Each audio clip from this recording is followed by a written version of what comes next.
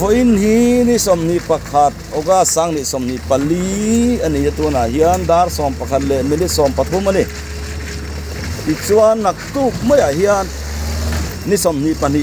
naktuk mai tang hian helai kongpui chiat awang hian national highway Mizoram chakla na ber kongpui hi block ani don ani hey dona po 4x4 in kong din mun ngai en fifia kan du sia gypsy 4x4 in kanan kala 4x4 chu zia tlang puya ti thei deu maya ti chuan nimin te po in contractor ten nan thokna san tia hei amuna kan kala kan kalna china hi chuan an na tho kan la mulo voin po hi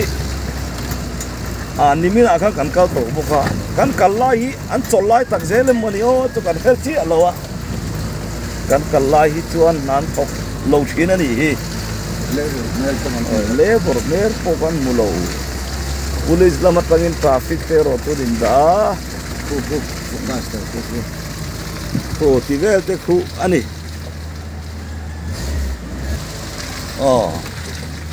hey lebor chuan nan thok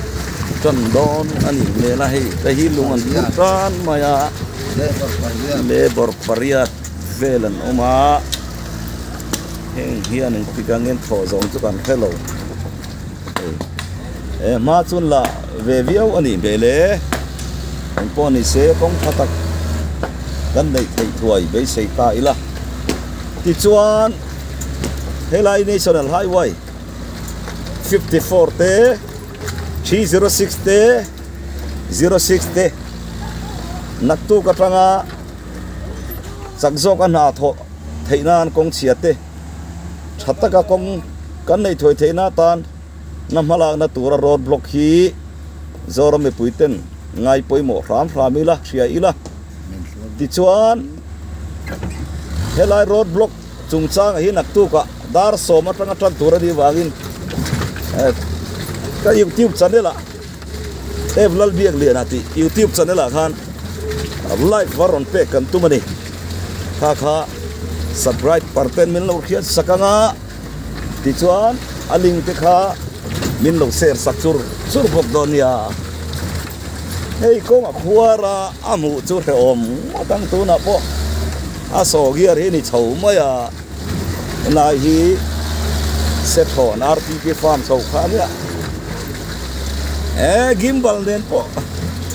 aja thei tak tak lo ve lai kom chu wa tha khop mai hei buai thak deu chu lai kong hi an siam rei lu tuk wange ne tlo lo wa thiam la wa hi an siam thar kumina an phamar phei lai kha hei